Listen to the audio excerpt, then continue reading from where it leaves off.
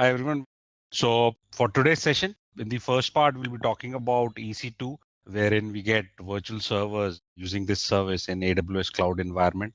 And within EC2, we'll be understanding various terms such as AMIs, which are Amazon Machine Images. We'll also be talking about security groups, key pairs, and the tenancy attribute.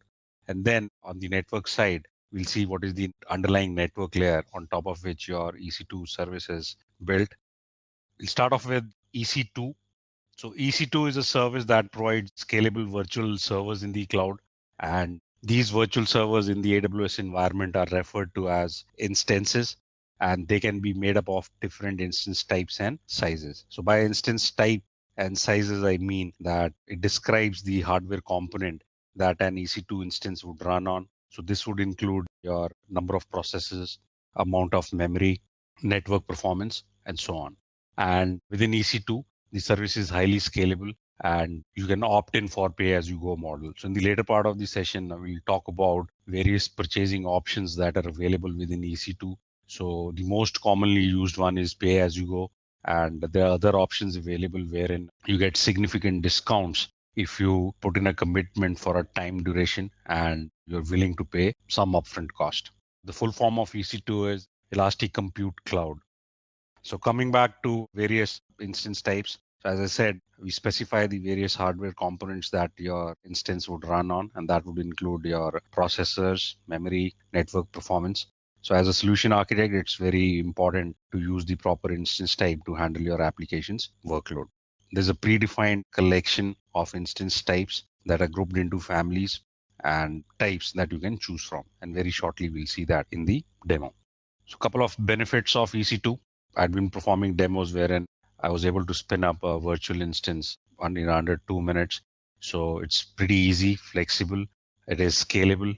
So in isolation, the scalability is not achieved. So I believe in the next session, when I talk about auto scaling, that is part of the EC2 services, you can achieve the scalability aspect wherein you can automate the entire process. Let's say you have defined a threshold that if the traffic exceeds X percentage or CPU utilization exceeds X percentage, you can spin up more number of resources.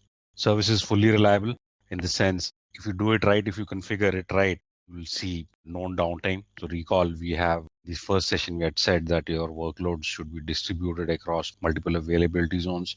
So define health checks. If even if an instance goes down, a new instance can come up on the fly and you can set it up in the operational state. With respect to security, there are tools and methods available in form of security groups so that you can filter both incoming and outgoing traffic. And it is inexpensive, so you go by an hourly rate. So that way, if you want to do a test for a couple of days, just spin up the instances for a couple of days, and that's about it. And you only end up paying for that period. So in the context of EC2, the first term that we need to be aware of is AMIs. AMIs stand for Amazon Machine Images. So Amazon Machine Image is actually a template that is required to launch a EC2 instance. And the template includes the information such as operating system, any application software packages on top of that particular operating system. So that's the prerequisite. The first step of provisioning your instance is to either pick up an AMI that is available with Amazon, or you can create your own AMIs.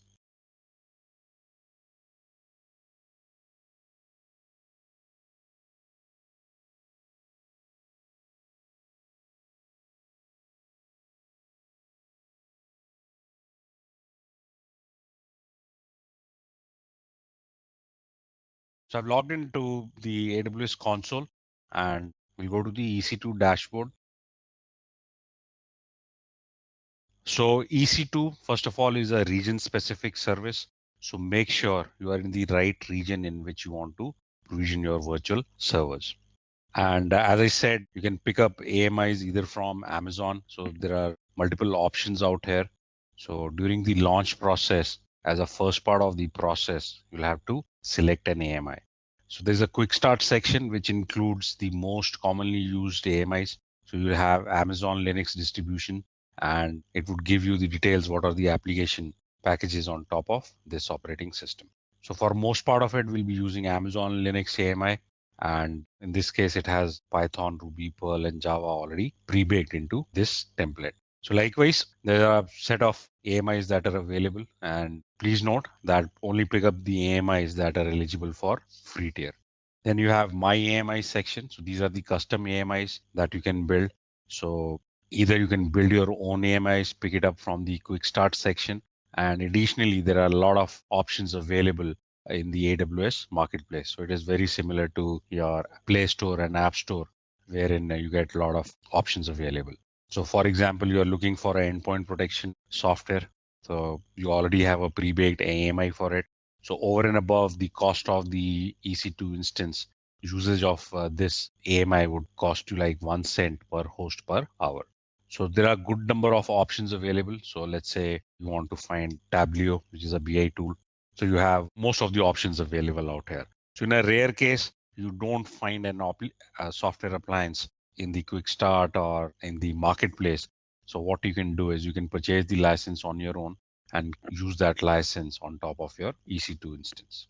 So using this template in one go, you can actually launch as many number of instances that you may want to launch. So every account comes with a soft limit wherein Amazon would simply not allow you to launch 100 instances at a given point of time. That's simply because to prevent accidental misuse. So there are soft limits on your account, and I'll come to soft limits again once we get into the demo part. With respect to security, we have security groups that operate at the compute layer or at your instance level.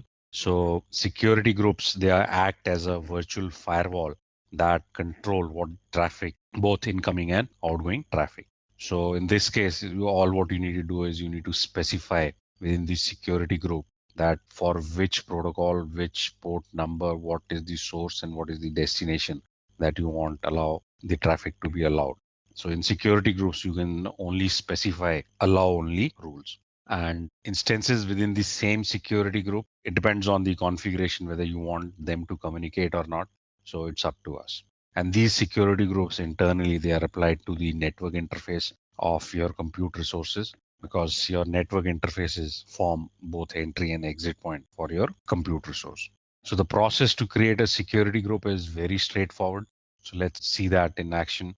So I can create a security group during the instance launch process, or I can create it beforehand. So the option is purely with us. So let's say I want to create a security group for my instances in the web tier. So I'll give it an appropriate name, WebSG. I'll have to specify the rules. So I'll have to specify the type. So in this case, let's say I want to allow SSH access to my instance. So SSH works on port 22.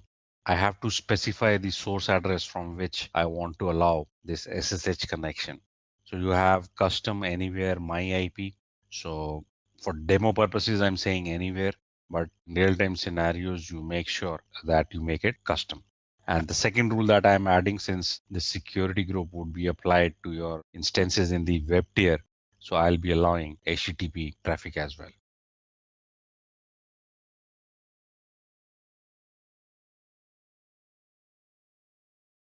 So the rules that I just set up in this security group, these are inbound rules, and by default, all the outbound traffic is allowed. So we can change that, but this is the default behavior. So in this context, outbound would mean any traffic generated from within the instance to outside that instance. So now it could be to another instance, it could be to an internet resource. So it is a resource outside that instance. So the illustration that what we have out here, this is to see a firewall out here wherein that controls the traffic. So a good example, I can give you a better architectural representation with respect to security groups. So this is a three-tier architectural representation. You have web app and database tier. And this tier is associated with one security group. This tier is associated with another security group. And my database is again associated with third security group. So in this security group, I'm controlling the traffic that is coming from outside. Likewise, for app server, I can control the incoming traffic only from the web servers. And likewise with the database servers, I can control the traffic only generated from app servers. So one of best practices is include security at every layer of your application. So at the compute layer, you should be using security groups to control both inbound and outbound traffic. And lastly, security groups are stateful. So stateful in this context means that any traffic that is allowed in the inbound rule, the return traffic would be allowed by default. So regardless of whatever the outbound rule says. So we'll see that in action very shortly. So there are other representations as well. This could be considered as a web or rather web tier, and they are spread across multiple availability zones and they are part of the same security group.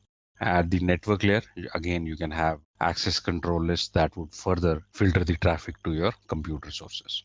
So in the illustration that what we see on the screen, again, we have a three-tier architecture. So web tier, this could mean X number of my virtual servers or instances, and application tier again can have X number of instances, and likewise for database.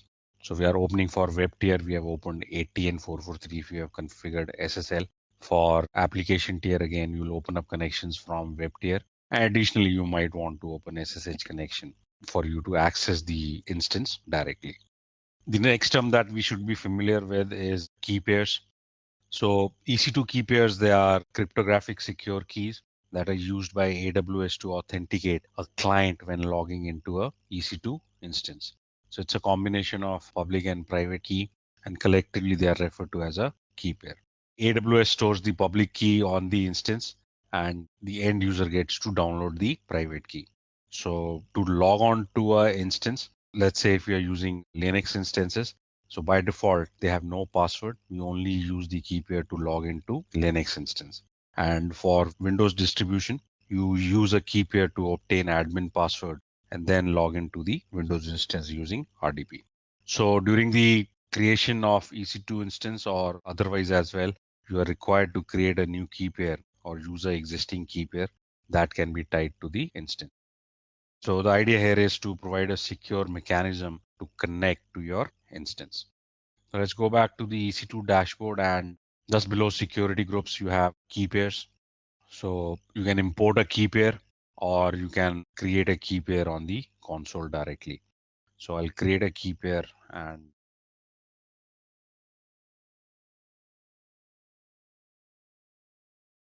so now AWS would generate a public key and a private key. In fact, it has already started downloading the private key pair.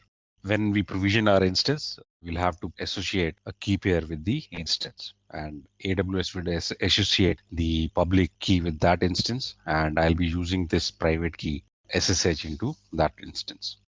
So I've got this key, so I'll just save this key. So now we'll proceed with the demo on provisioning our instance. So this time we'll take it slow, understand various attributes associated during the provisioning of the instance. So make sure you are in the right region. Go to launch instances. The first step is to select the right AMI that you want to provision. And for the first part of the demo, I'll be using Amazon Linux AMI, and it is marked as free tier eligible. Next, you need to choose an instance type. So instance type, as I mentioned earlier, it is refers to the hardware specification in terms of number of CPUs, memory, storage, and network performance. So there are multiple families available. You have general purpose, then you have compute optimized. So general purpose offers you a right blend of compute and memory. Compute optimized, as the name suggests, would give you more compute power as compared to memory. Then you have memory optimized, GPU for if you have media workloads to operate with, memory optimized. Then you have storage optimized as well. So you have good number of instance types available, and you can always, let's say you picked up a wrong instance type and you want to either scale up or scale down, meaning you want a better configuration or probably a lower configuration. So doing that is always a couple of clicks away. So you don't need to remember these configurations per se, but have a generic idea that what are the various families available. So as the name suggests, for compute optimized, it would offer you better compute power as compared to other parameters. General gives you the right blend. So if you really don't, you are stuck, what should I choose? Go ahead and start with general. So make sure you select the one which is marked as free tier eligible, because that should serve the purpose for us. The next step is to configure instance details. So this is where you set up all the configuration parameters. So the first part is number of instances. So I can specify, let's say 10 instances out here. So it will use the same configuration to provision 10 resources for 10 instances or virtual servers for us in one go.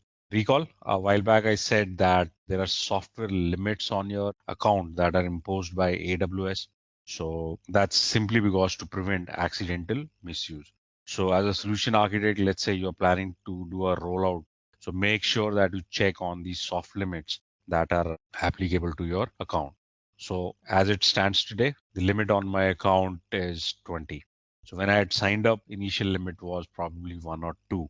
So since this is a soft limit, all what you have to do is just create a ticket with the Amazon, specify why do you need additional resources, and they kind of do it on the fly. So you can put in a ticket, right? You have a link request limit increase.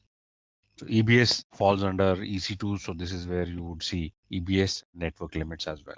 So the maximum number in my case that I can put here is 20, but we'll start off with one instance, the network parameter and the subnet parameter. I'll be talking in detail in the network section, wherein the network service allows us to build our own private virtual cloud. So at this point of time, we are using default network, which again is dedicated to my account. So earlier, what used to happen was when you sign up for the account, it was up to the customer whether you want to create a VPC or not. But for security reasons, over last several years, Amazon by default would create network environment for you, and that is like your private space in AWS. So it is up to us whether we want to use the private network built by Amazon or whether we want to build our own. So 9 times out of 10, if you talk to your network teams, you will be building your own environment. And likewise for subnets. So subnets in this context refers to the availability zone that you want to use to provision your instance. You have a option here, assign public IP address. So by default, it is enabled. So for me to connect to this instance that would be provisioned, so how do I connect to it? So this machine needs to be associated with a public IP address. So I leave it as default. So I'll come back to these options in the second part of the demo, rest part of the. Next part is to add storage to this instance. This is elastic block storage, commonly referred to as EBS storage, that we are attaching to this instance, and this is a network storage. So this volume type is being referred to as a root volume. So root volumes are the ones on which you install your operating system and other application packages. So to start off with, we are attaching 8 gigs of volume to the instance that we are provisioning. Next, tags. Tags play a very important role, so help you identify resources. So you can add multiple tags. So let's say project ABC, you can add cost center, so whatever code. You could filter out the information based on tags, so to capture a lot of information. So let's say I want to capture what are resources being consumed by project ABC, I can do that. What is the total cost being incurred by resources in this project? So you can do that. So tagging plays a very important role. Next step is to configure security groups. So you could have created the security group at this point of time. The process is the same, or you can select an existing security group. So we had created a security group a while back.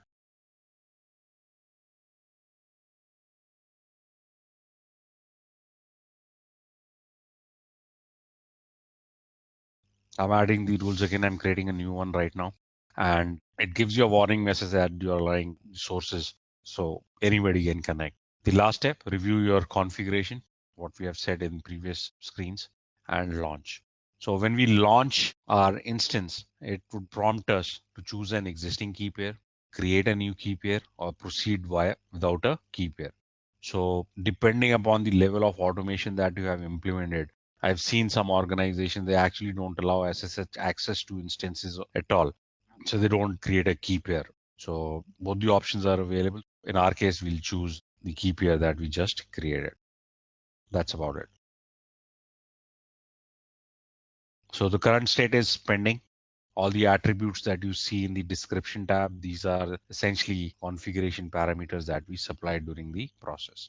So it has picked up availability zone 2B. So we let Amazon pick up the availability zone for us. It has assigned a public IP address. So I'll be using this to connect to this particular instance. Lastly, the internal private IP address that has been assigned is the one that we see on the screen. Next, in terms of connecting to this instance, so if you have a SSH client or using a Mac terminal, you can directly do a SSH with the key that we downloaded from Amazon. Else, if you are using a Windows terminal that does not come with a default SSH client, I'm using PuTTY to connect. However, PuTTY does not recognize the file format that we downloaded. So we'll have to change the file format. So this is an optional step only for Windows users. So you download PuTTY, and there's another tool called PuTTyGen that you can use to convert the format. So I'm using PuTTyGen to convert the format. So please note this is a optional step only for Windows user trying to connect to your instance using PuTTY.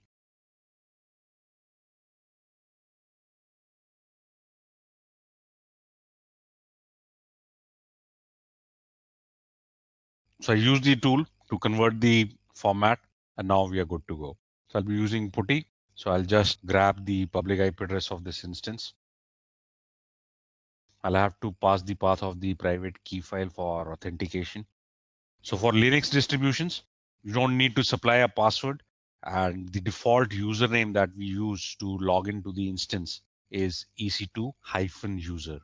So I've been able to log into this instance, and I'll just upgrade my privileges. So what I'll do now is install web services. So now these commands are operating system specific. So depending upon your comfort level with any operating system, you can try this out. And if I try to access at this point of time, so since the web services are not running, I don't get anything. So this is the default page.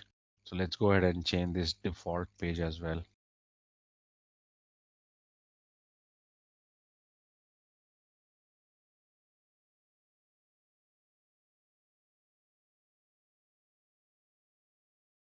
So we are good here. So we have seen how easy it is and the flexibility that the service gives us to provision instance within a couple of minutes. So now in this case, I actually had to log into my instance to perform certain steps, but there are ways to automate to get your instance into the desired state. So in the next part of the demo, we'll again launch a EC2 instance and we'll try to automate the process. So before we get there, let's check other options available at the instance that we just spin up. You have status checks. So two types of status checks. One is system status and instance status. So make sure that these two checks have passed before you actually start using the instance. Then with respect to this instance, you will see metrics like CPU utilization, discrete networking, all the metrics that are associated with this particular instance. So the details that are available under the monitoring tab, they are actually coming in from the monitoring service, which is CloudWatch. And lastly, you have tags. So the tags that what we see here is what we set up. So I can add additional tags anytime. So I'm provisioning a second instance. I selected the AMI, and again, the family is general purpose. So in the third part of the step, so let's take a look at other options that are available. You have shutdown behavior. So an instance can actually be in multiple states. It could be in running. That means it's operational. You could stop it. So that means you are releasing the hardware capacity back to Amazon. So in that case, you will not be charged for the compute resource. But please keep in mind that you will still be charged for the storage component. So recall in the previous demo, we had attached 8 gigs of storage. So I'll not be charged for my compute resource, but I'll still be charged for the storage component. So a lot of organizations actually what they do is during their working hours, they'll start the instances, and off hours, they stop the instances to save on cost. You can actually automate this entire process. And then the state is terminate, which means that you're releasing the capacities to Amazon forever. So you'll not get the same system state back. So you're releasing the capacity. So in termination, you have an option whether you want to terminate the storage component as well or not. Then you have an option of enable termination protection. So in this case, if you enable it, the users would not be able to terminate the instance. This is simply a preventive measure so as to prevent accidental termination of your resource. Then you have monitoring, which refers to CloudWatch service. So by default, CloudWatch offers two flavors. So one is basic monitoring, in which the metrics are captured at a 5-minute interval.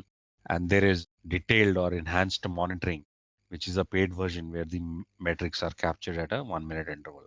So detailed monitoring is chargeable, whereas basic monitoring is free of cost. So for production environments, if you want to use CloudWatch, make sure you enable this. Tenancy attribute, I'll discuss it in a bit. Now we're trying to automate the process to get the instance into the desired operational state.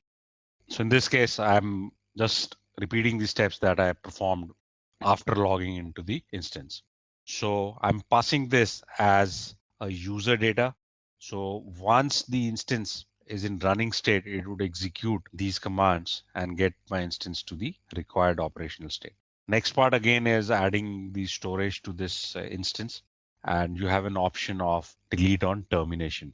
So this is where you can decouple your storage component with your compute resource. So if I uncheck that, so when I issue a terminate command, only my hardware resources would be released. My storage component would still be available to us. So I can use that with another instance or for any other purpose. So I'll be using the same security group that we created earlier, since this is again part of the web tier. I'll associate the same key that we created a while back. Various attributes associated with the second instance that we have provisioned, but as associated with a public IP address, likewise it has a DNS name. So we can either use the DNS name or the IP address directly. So now for the second instance, I actually did not have to log on since I had bootstrapped the instance. And we are assuming that this state is the operational state for this instance. So there are multiple ways of approaching to this, wherein do it yourself, wherein you provision an instance, log in, get it to a desired state, automate the process. Bootstrapping is the first step in doing so. And as we move ahead, we'll be talking of various other tools like Beanstalk, Opswork, CloudFormation that further help you manage resources as a group of resources. So the next step is creating your own custom AMIs. So let's say the instance that we just created is the one that we really want. That serves as a baseline for us for provisioning further instances. So we can go ahead and create custom AMIs. So go to images and create an image.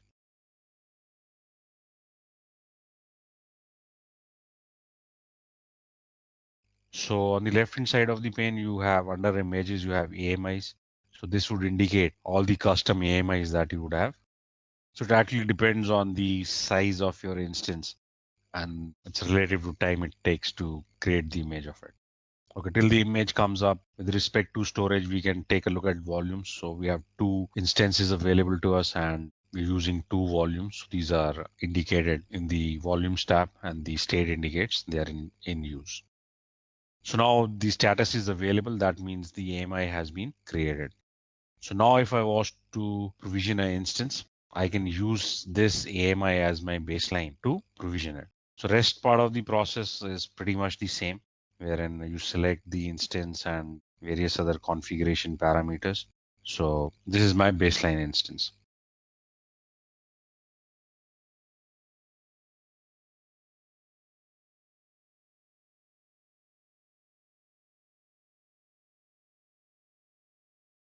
So meanwhile, I'll go ahead and terminate the instance.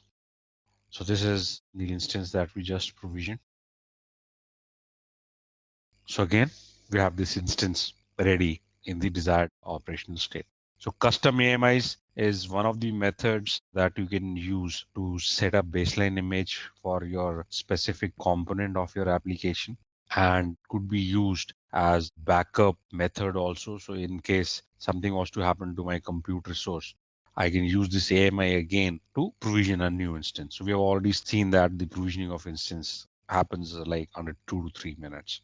So this is good for environments with less dynamic release cycles, wherein I've seen organizations doing multiple deployments as of today. So maintaining AMIs in those cases would be an admin nightmare.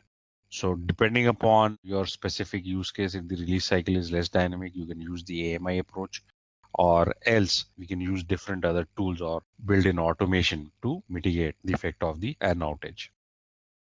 So I'll just quickly connect to one of the instances. Let's connect to Web 2.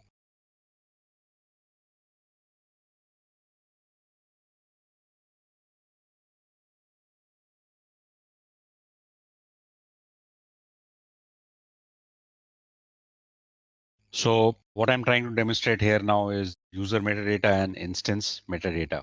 So in the first part, we'll be looking at user metadata. So this is essentially the script that we supplied during the boot process. So that would be visible to us. So this is the user metadata, essentially the configuration or the script file that we supplied during the boot process.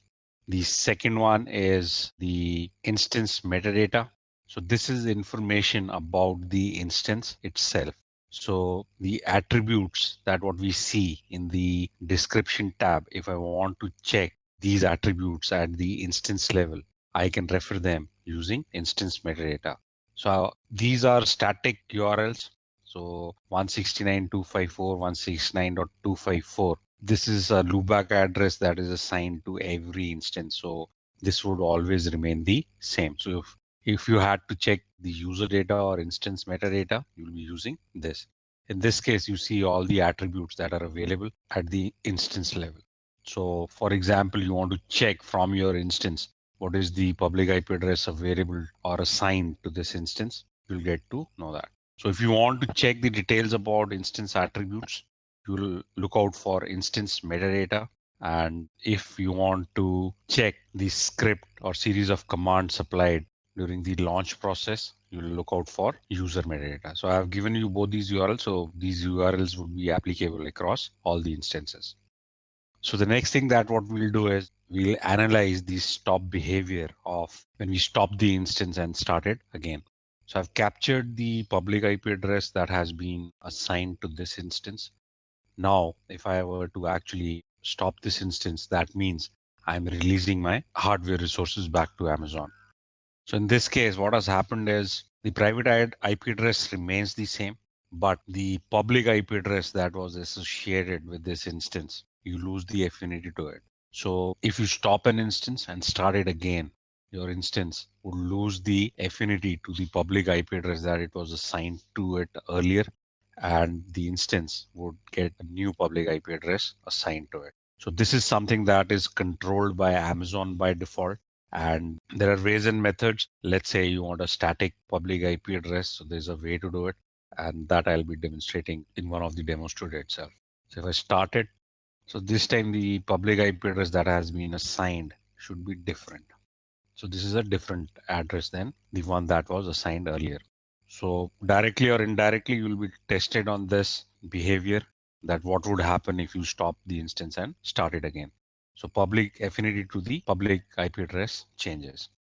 So we've seen the demo of creating a custom AMI. And in the next part, what we can do is we can provision a Windows instance. So I'm picking up a lightweight Windows instance, which is 2012 base edition. So rest of the steps are pretty similar. So we'll pick up an instance type, configure instance details. So we'll keep it as same. Then add storage to this instance, apply the security group. So in this case, let's say app security group. Since this is a Windows terminal, we'll be using RDP to connect, and that works on 3389 launch, and then associate this instance with a key pair. So we'll use the same key pair that we created a while back. So the instance is running, and in this case, we'll be using the private key file to generate the admin password for us. So the way to do it is go to connect, select the instance, go to connect, and then get password. So typically it takes about 2 minutes or 3 minutes for the service to generate the admin password for you. Just specify the key pair path and decrypt password. So this is the password that it has generated.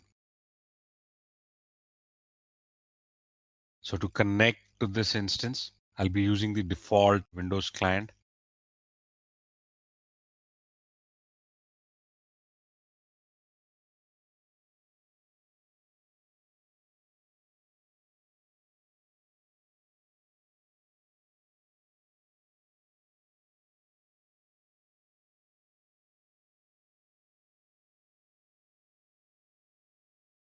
So you now have access to a Windows terminal, and you can perform any actions if you want to use Windows IaaS on top of it, any specific middleware applications that you may want to use.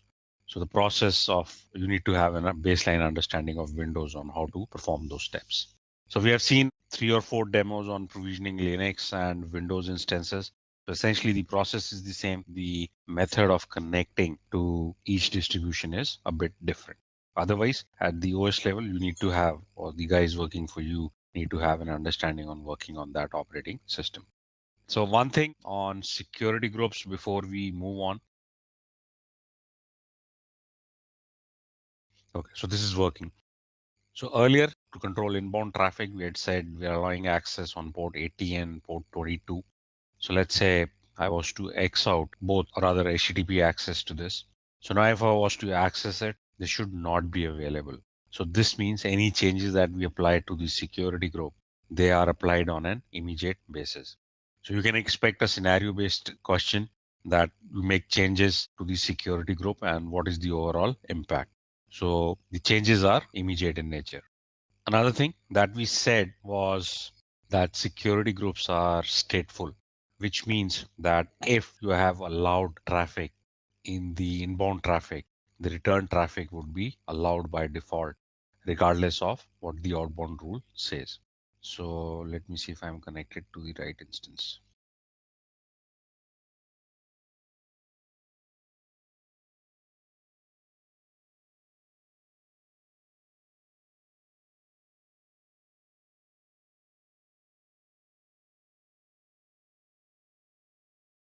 So now if I want to access traffic outside this instance, so let's say, so I'm able to access. So this refers to the outbound traffic. So if we take a look at the outbound traffic, all traffic is allowed by default. So you can actually change that. And it's always a very good idea that you do not allow any traffic generated from that instance to go outside. So what I'll do here is I'll just simply go ahead and kill this rule.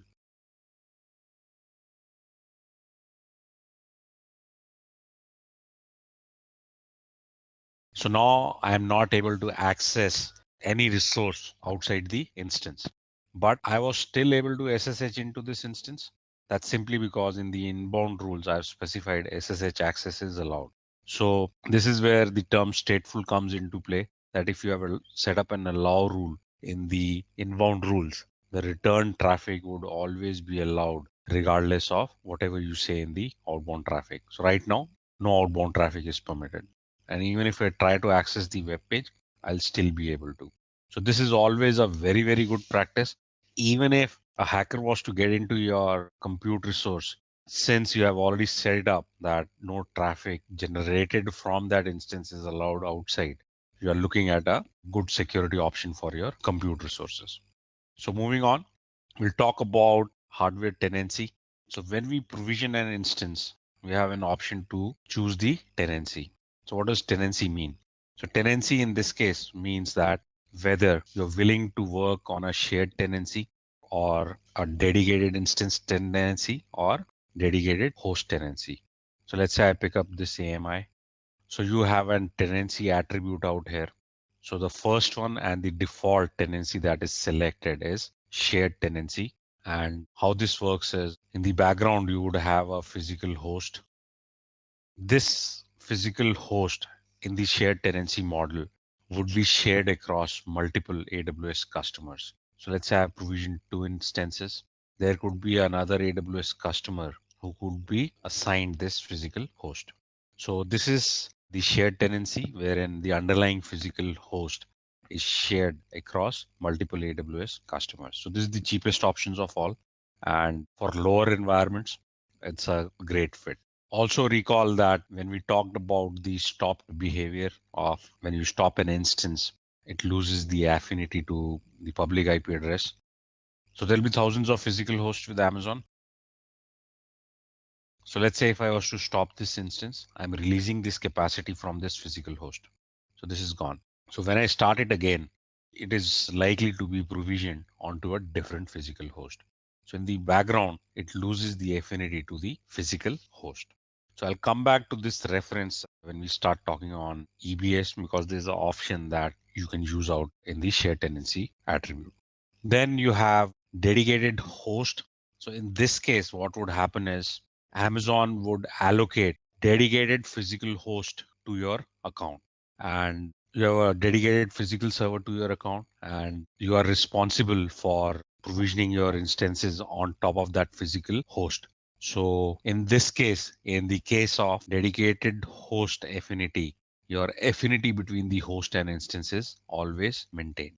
And you additionally get visibility to various other parameters such as number of sockets, cores, and host ID. So specifically, if you want segregation at compute layer, you can opt in for dedicated host model wherein you would be assigned dedicated physical host, and any resources, any compute resources that you provision, you can provision them to your that specific physical host. So this allows you to maintain the affinity between the host and instances. So specifically for PCI compliance, they actually look at dedicated physical host kind of a model. And they have added a variant between shared and dedicated host, which is referred to as a dedicated instance. So in this case also, Amazon would assign a physical host to your account. But the major difference is that the affinity between the host and instance is not maintained. So let's say this was the physical host that was assigned to me. So based on the capacities that were available to Amazon, Amazon might have dedicated a physical host that is much higher in capacities. So that is lost of dollar value to Amazon. So in that case, Amazon would go ahead and dedicate a physical host to your account. But when you stop the instance, so it would again check whether it has a physical host of lesser capacities. If it has, it is likely to place this instance, the next physical host. Again, this physical host would be dedicated to your account. So if your need is purely from compliance perspective, dedicated instance is the way to go. With respect to dedicated hosts, there's another benefit. So there are a lot of licenses that you actually are tied to specific physical hosts. So if as an organization you have already spent money on those licenses, you want to use them in AWS environment, you can always use that. So the default tenancy attribute is shared.